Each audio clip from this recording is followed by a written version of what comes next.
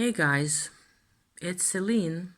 I am trying for the fifth time or so, maybe sixth, to come out and do a little sort of a vlog about how things are going because I feel like I want to do that.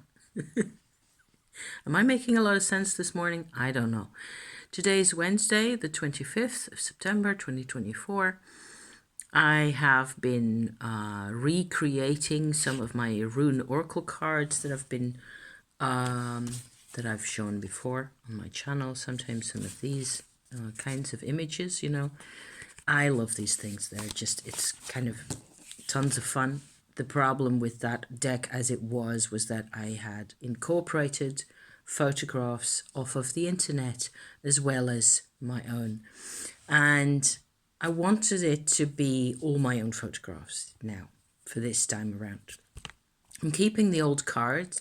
There's 10 cards in all, 10 rune cards, where the card has an image that's come from the internet. And I have just made 10 new cards. So something that I've actually been putting off for, I don't know, 5 or 6 years or so, ever since I made these. I have shared these on my channel before. Maybe I'll put a link in the description if somebody's really interested to, you can go and have a look at that. There's a couple of quite nice, well, it won't focus of course on what this really looks like, but there's a couple of really pretty combos and pictures here. Depends also very much on what comes out of the printer and so on and so forth. So my life's changing in a big way at the moment, and I find that I'm actually very self-conscious now talking to the camera, and I don't even know where to begin. I know what's happened, and it's good that it has finally, I have finally sort of, I suppose it's a huge statement to some people, maybe, but I have managed to come out of my habit, maybe multiple habits of having dissociation in life, and being one word that's used for this type of stuff is derealization. It's a state that is post-traumatic in most cases, as far as I know. It means that you're never really there. I want to talk about this. I think this is the core issue here. I'm also going to park my whole card things and my pot of glue and all the rest of it just to the side here, because this is what I have to share at this point. Let me grab a handkerchief. Hold on one second, because I had drinkies, so I have to go like this for a bit. Otherwise, fine. So it is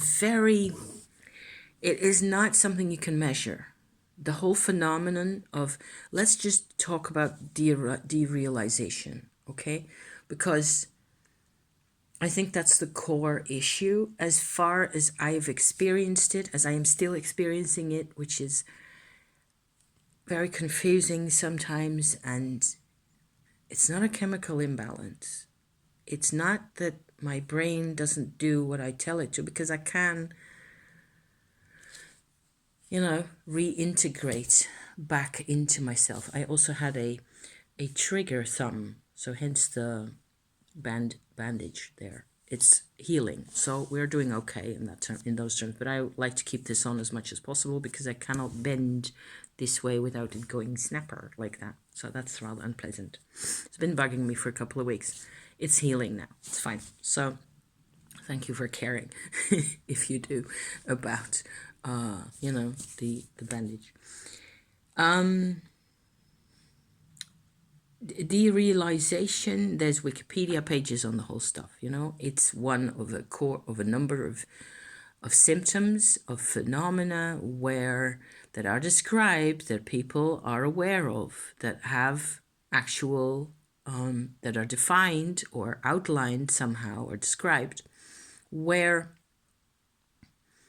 I think derealization is the core issue because there's depersonalization as well, where it's the same as derealization, except the reality that you're losing touch with is yourself in the case of depersonalization. And derealization means that the things around you seem unreal or fake or disconnected somehow. So it's very well described. And if you want to know more about this stuff, I really recommend looking up those pages.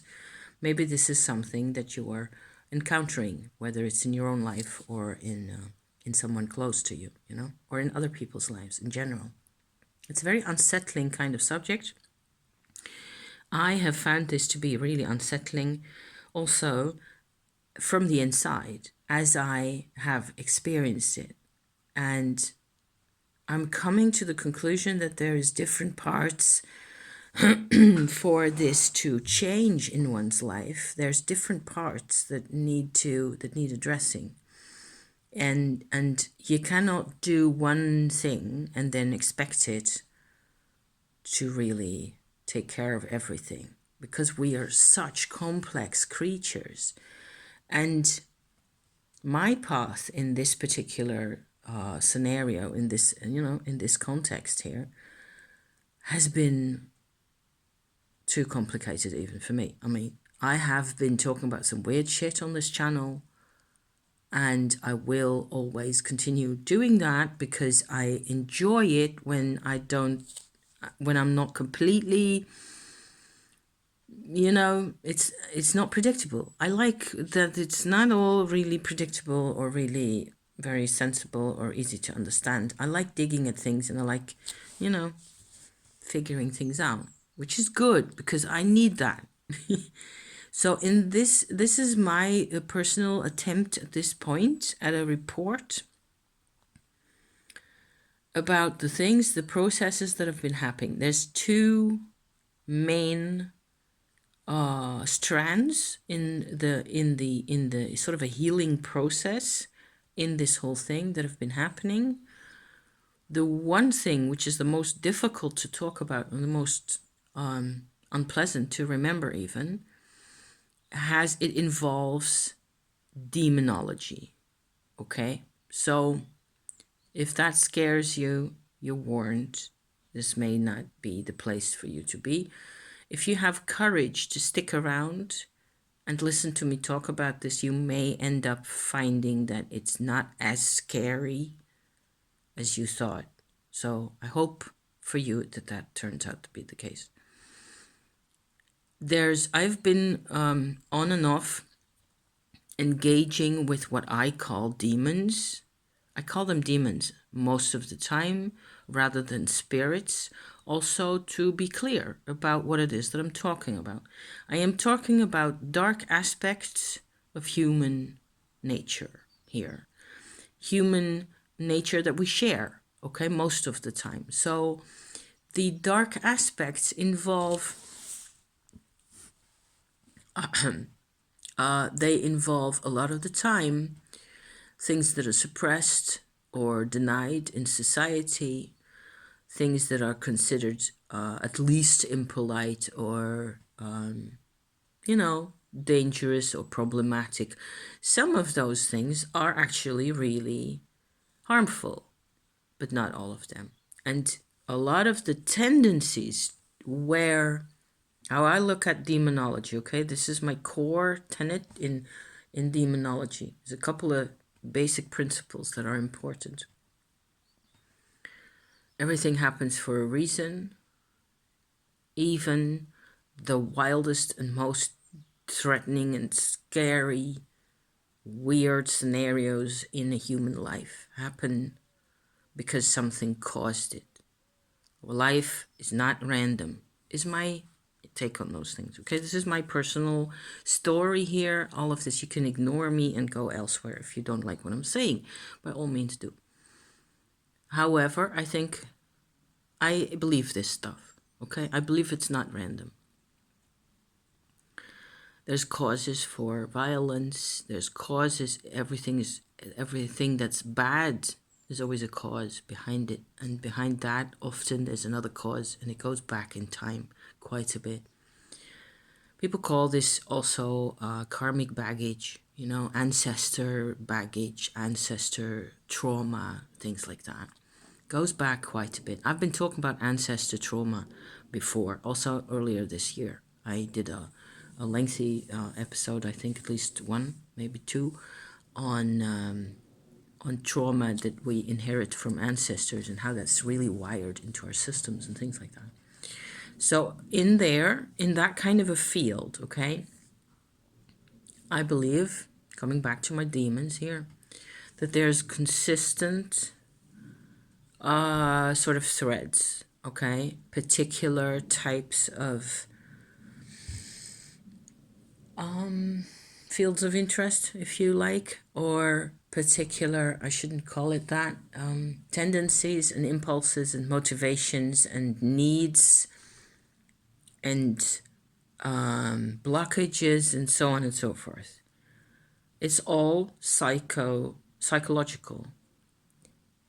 And some of those are so consistently the same for so many people, that if you address it honestly and openly in yourself, you're actually addressing it for other people as well. And it's possible, therefore, to see it as it's like a subculture in a way, where demonology then is the approach to have a conversation with that type of a part of us, whether it's most times, I think what's most beneficial and healing, which is why people do this kind of work for ancestor healing or similar kinds of needs in their lives. It's not about, at least as far as how it goes for me, it's not about revering, having reverence or worship towards parts of us or parts of life or parts of, the invisible world that are destructive necessarily per se. And in my personal experience, I've had dealings with a number of these types of entities, if you like. You can say entities because that is not the same as spirits. If I use the word spirits, I would tend to believe myself that a spirit is a human that is departed, or a spiritual part of a human. Maybe they're not necessarily, gone from the flesh as yet.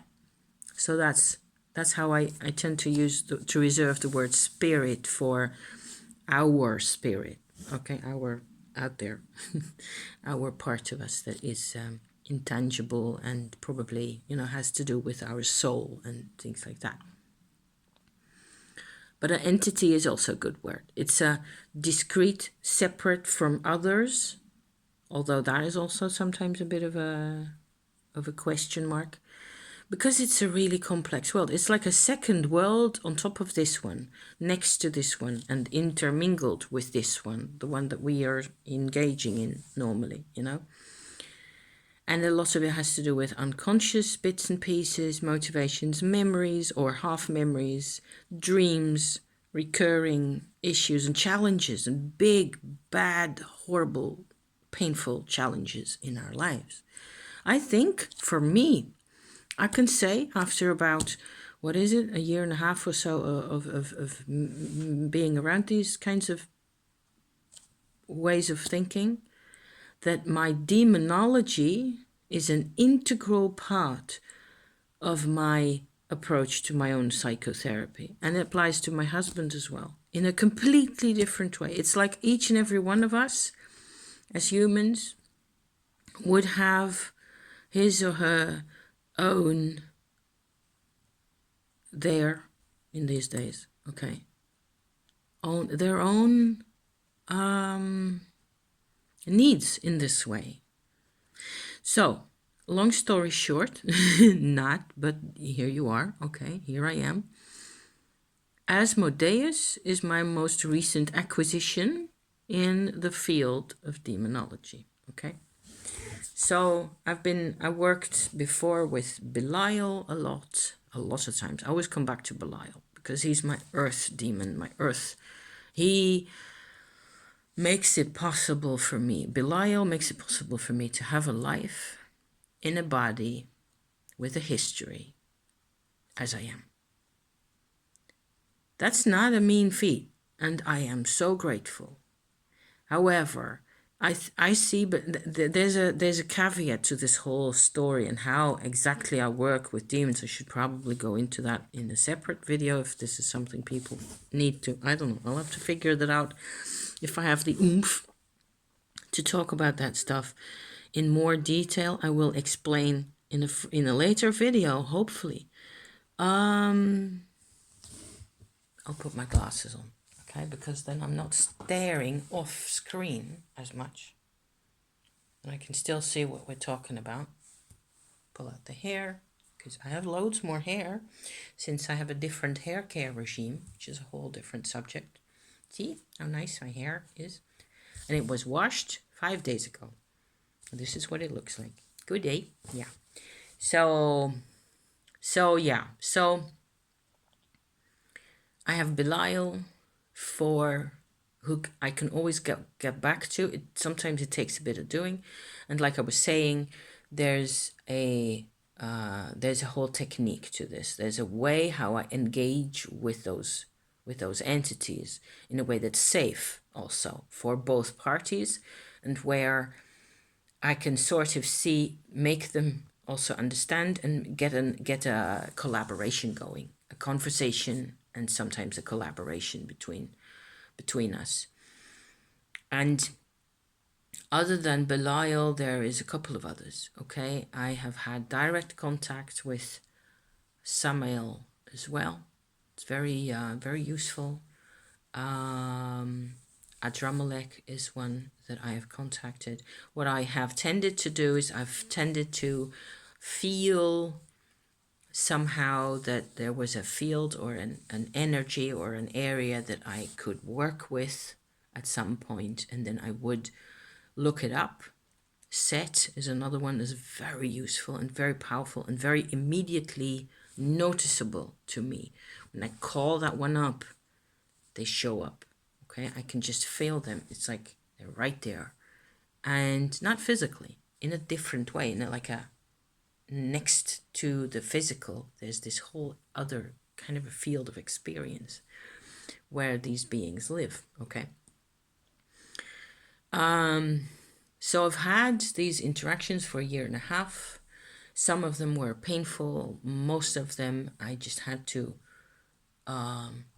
go through my protocol that I tend to do with them, and then because you have to sort of make a contract, make a deal where they also know who you are and where you're coming from, and what it is that you're going to want from them, and what you're going to, trade. There's kind of a trade going on, which I call Chöd, because I've actually applied most of the principles of Tibetan Chöd, which is a feeding your demons meditation technique and energy work technique. I've applied that to Western European demonology, so I don't think a lot of people do this, but it's worked for me. It's worked wonders, and I can rely on my entities to show up.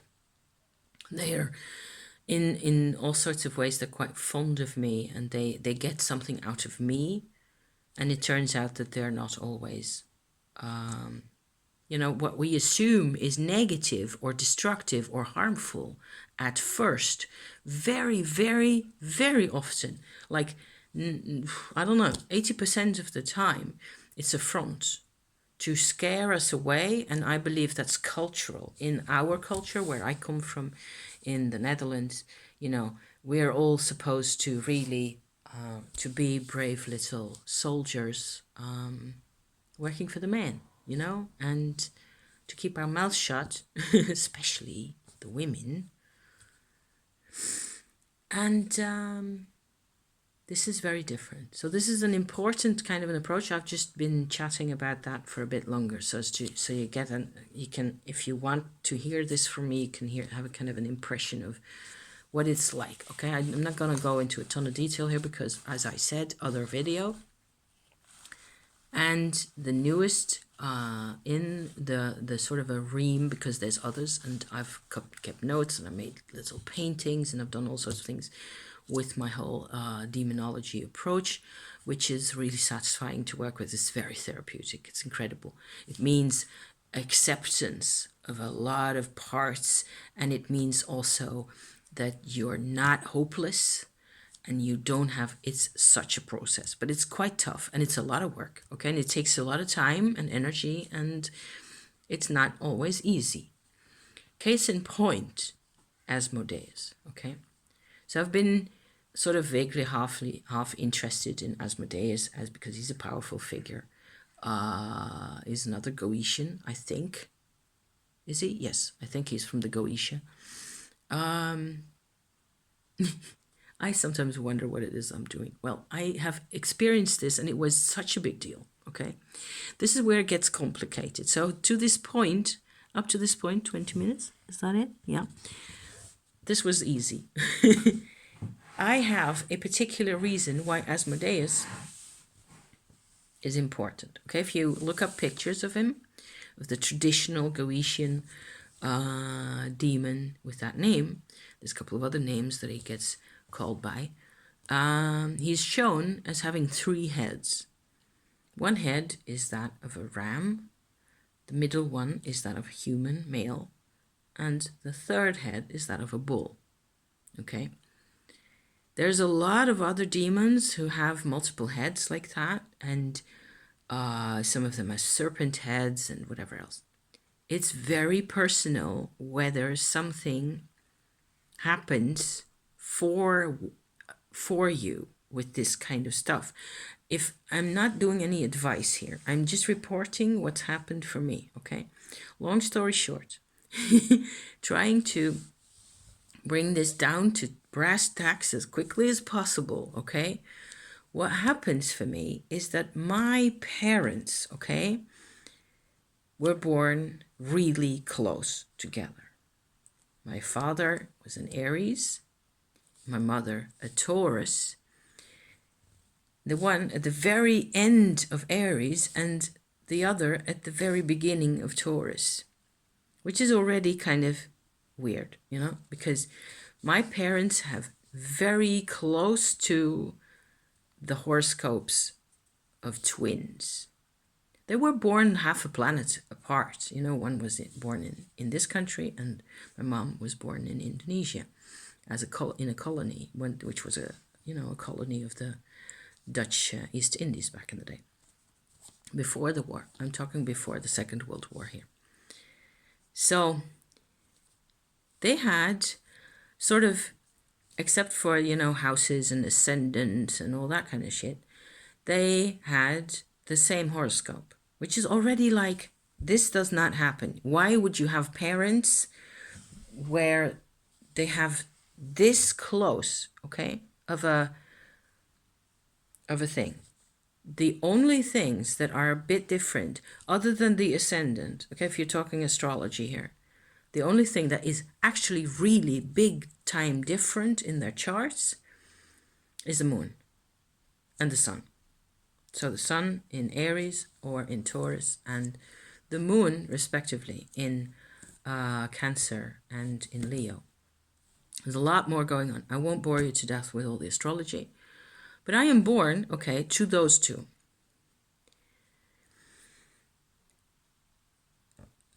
How it worked out for me about a couple of weeks ago, I think it is like 3 weeks ago by now. I had to go to the dentist. I am terrified. I have always been like massively terrified. This is one of my dissociation, derealization hang-ups, massive, that I've actually the worst that I've had ever, I think, is with the dentist. I had a filling that come out and it needed to be replaced and so on. And I was in a state, as always, I was just really nervous. I had done a lot of energy work over the summer. We'd been away. It's been, we had a wonderful holiday in lots of ways, but there was also quite a lot of extracurricular activities on all sorts of fronts, and trying to, keep it all together and so on.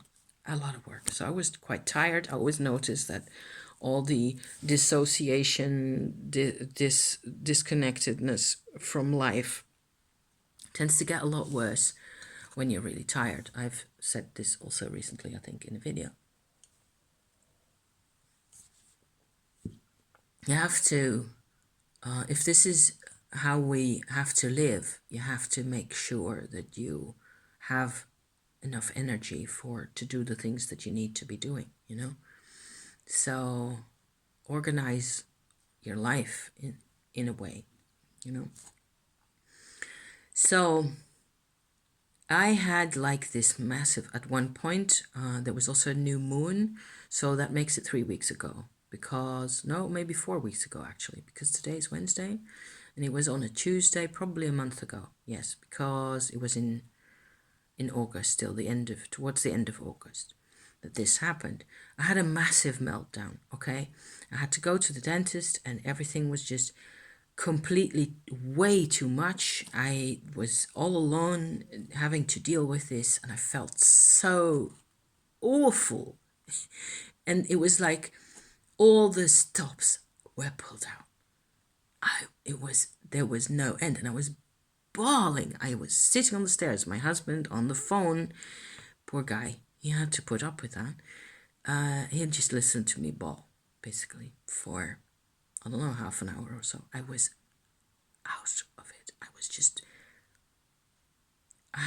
So hence the, fairly safe videos that I've been doing recently about my tarot decks that I've been using, which has been great fun, all that,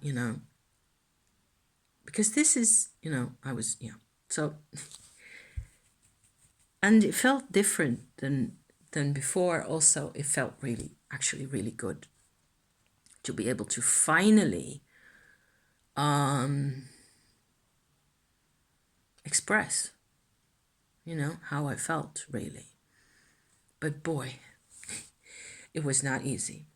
So having to, for some reason, okay, because probably there was some astrological connection at the time also,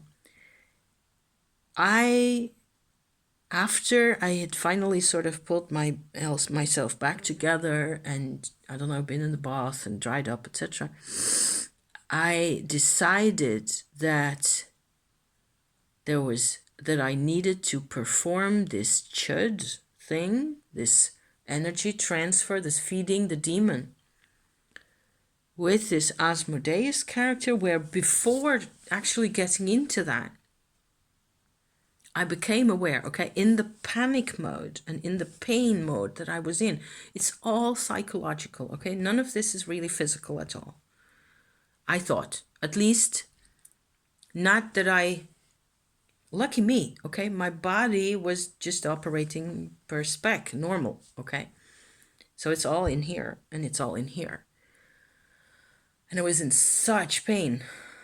And after the crisis had passed, it was like I was invited to become aware that the mechanism of why I was so distraught and so, like I fell apart every time again, and I just couldn't keep myself together, couldn't stop myself from disassociating again, or the whole pain of not being me, that it was due to a conflict inside me between those two energies of my parents. Asmodeus is always associated with anger and with sex, okay? My parents, not only is there this Aries-Taurus situation where they have their sun on the one side and on the other of that line between the two, there's a stellium there for both of them, with Mars and Uranus in Aries, in both their cases, okay? Just on the edge, just on the end of Aries, like 28 and a bit, 29 and a bit, that kind of thing. And they both have this stellium. They're both really extraordinary and strange and difficult people. There's other things in their birth chart that would be worth talking about. You know, there's my mother had her moon in a square to those three, okay? The stellium is when you have more than two planets, big planets, okay, standing very, very close together. In this case, it's three. And her moon is at a right angle to that. I believe it explains 90% of the extraordinary and the weird and the frightening. Actually, coming to, to this point in my report here, the difficulties that I've had to understand either of them. Oh my God. Okay, in my process on the Tuesday, all right, I realized, or I felt somehow, that there was no room for a real me in there. I called in Asmodeus because he represents the problem in me, not in them anymore, because they're long gone out of my life, both of them. My mother died 30 years ago. My dad is probably still alive. If so, I hope he's okay, as okay as can be. That's all I have to say about that. Asmodeus managed to represent how I was conceived by the two, because I'm physically here, derealized or derez or not. I'm physically here. This body was conceived 58 and a bit years ago. Well, no, not quite, because that's my birthday, but so like even longer ago, say 59 years ago, give or take, by those two people, with both of them that astrological configuration. His moon's different, her moon's at a square, but they both have the three: Mars, Uranus, and Sun. If you're an astrologer, you know how mad this is. If you're not an astrologer, let me tell you, this is mad. I'm shocked. Even just talking about it, I'm shocked how mad this is.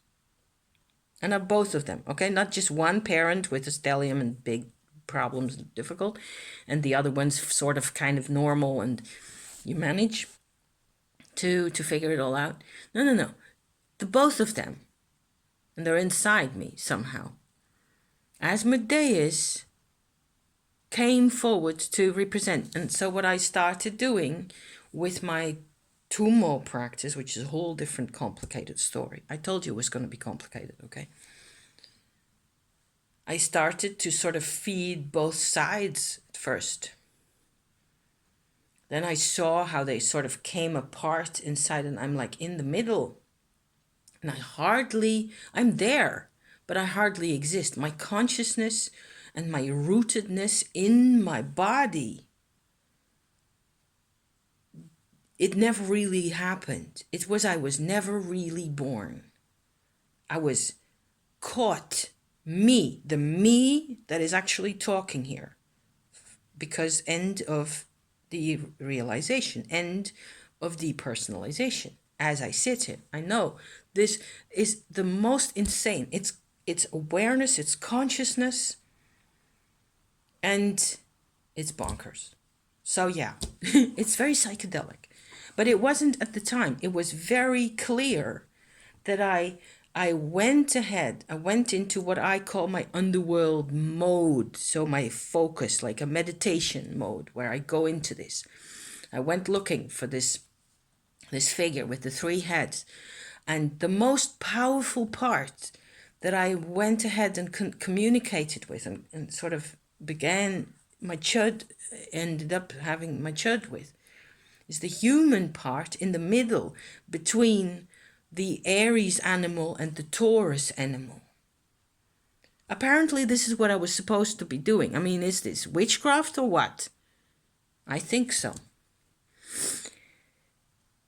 The human part of them, of both my parents, which never had much of a chance.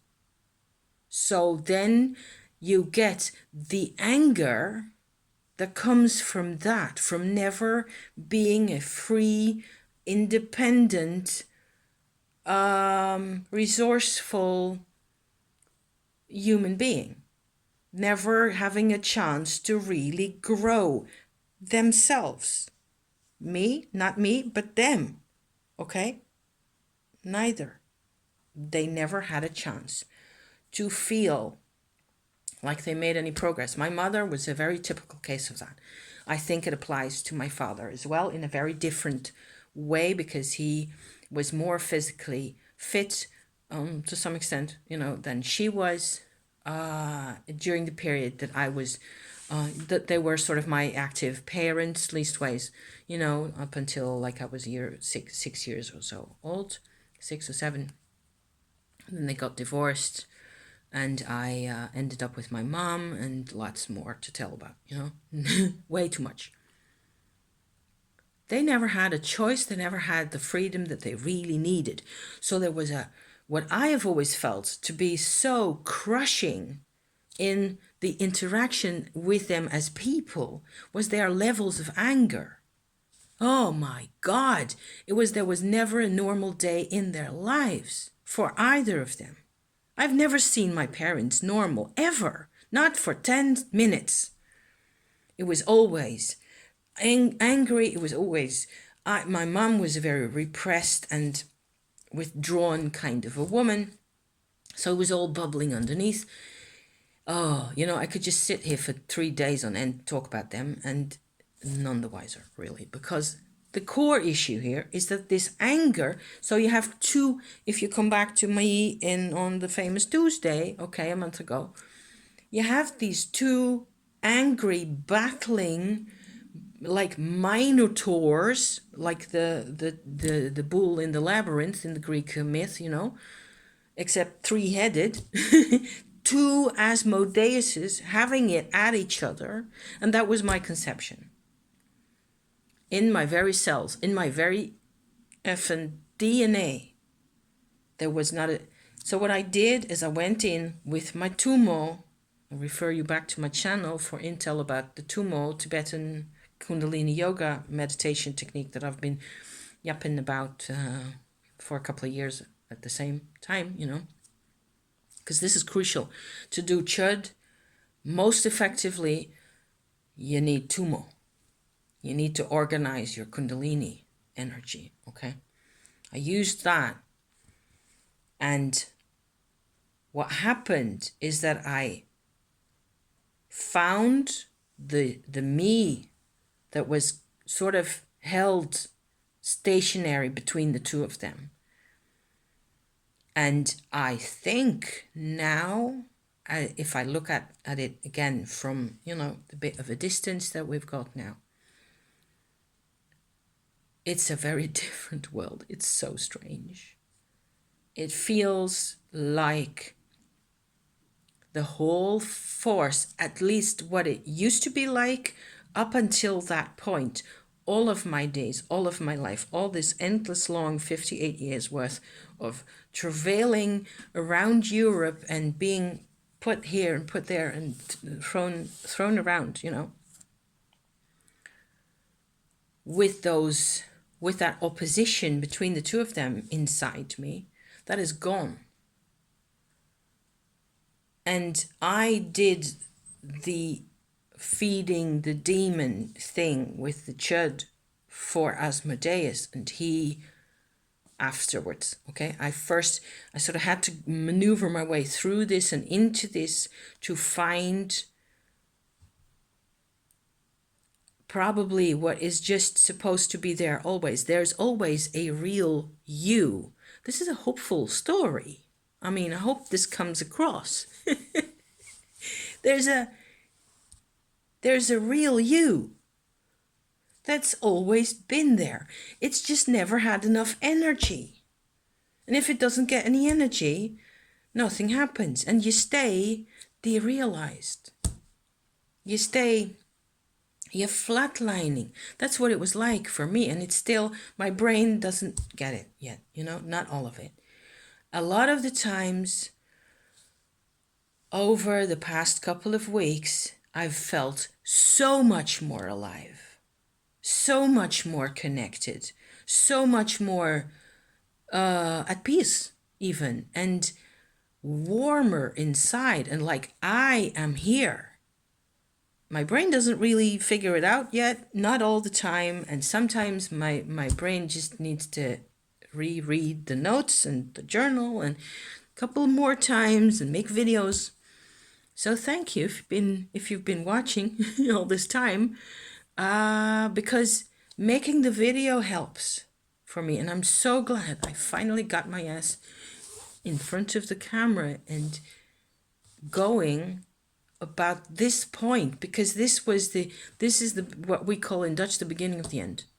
This is a final turning point where from now on what I have to deal with inside me is me,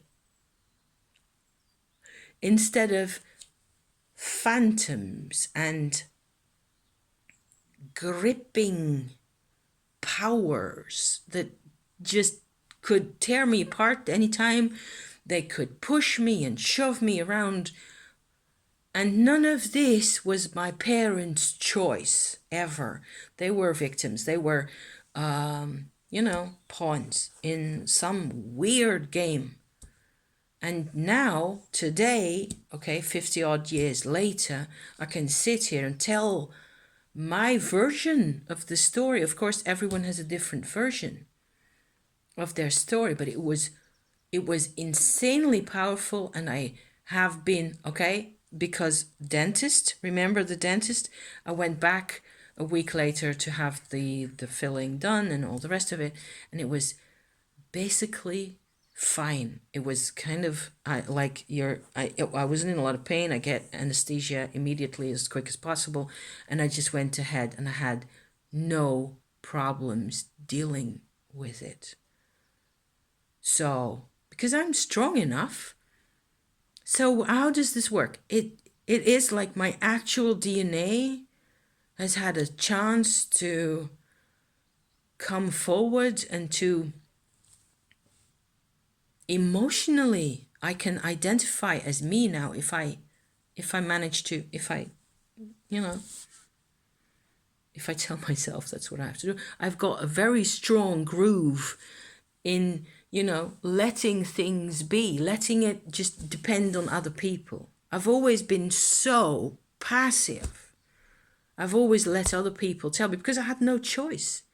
It was in my core. It had been, and the wonder, that is the miracle of Tumo, of doing this Kundalini yoga business in this way. You put the energy in, and it connects because it's you in there. Even if it's just it's such a small filament, such a small tendril of energy in there that you can hardly see it, that at first you're not aware. And with all the noise of the ancestral baggage and the pain and the trauma and all the stories from everybody, you're not aware of yourself. I am aware now how obviously I was never aware of myself in any of this. So this has been massive, and this is actually, let me see how far I am in, 3/4 of an hour. There's more. I should save it for the second episode, the second part, because it's equally interesting, and it just sort of meshes in with this part so beautifully. So yeah, I think I will do that. Thank you for watching me ramble about this. I hope this is kind of insightful and satisfactory up to this point. you know, because that was it with Asmodeus. With the Chöd, you can see if you're in the world, in the dimension where you do this kind of work and you do the energy transfer, the feeding of the spirit in that way, you can see them accepting it, and they grow from that, and they change, and they become an ally. That's what Chöd is meant to actually do also. That's what people all say. You can Google this stuff. This is not just me saying some really strange things here. It's, it is me saying really strange things, I suppose. I don't dare think about how strange it really is to so many people. It's also really strange to me. I am so sorry. I apologize for because boy, God, that's out. And then so like I was saying, the spirit takes up the energy. They're often really grateful, and that is actually your contract that you then have with them, because they will always help you. They become an ally because they will always help you. So I've been noticing about myself since doing this recently, especially the past week, that I've become much more determined, and more I've become a lot clearer in what it is that I want in my life, what it is that I don't want.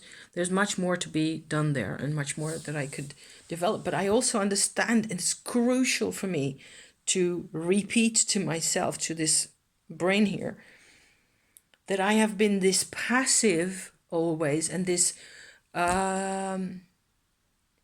just waiting, sitting and waiting around for people to decide things for a reason. This was the reason. It's not really. So, okay, so this is part one then of my two-part thingy about recent witchy, I suppose, content developments, therapy, becoming more integrated. I don't know how to say it. I've just noticed that I have a lot of positive aspects in my life, in the way that I can, read languages and work with and speak and do videos and things like that, work with tarot, work with other things in life, that everything has just become that much more valuable to me. And it's just, the gratitude is through and through everywhere. So, transformation. But boy, before you actually get to the threshold where you say, okay, let's have it for Pete's sake, because I'm not going through that again.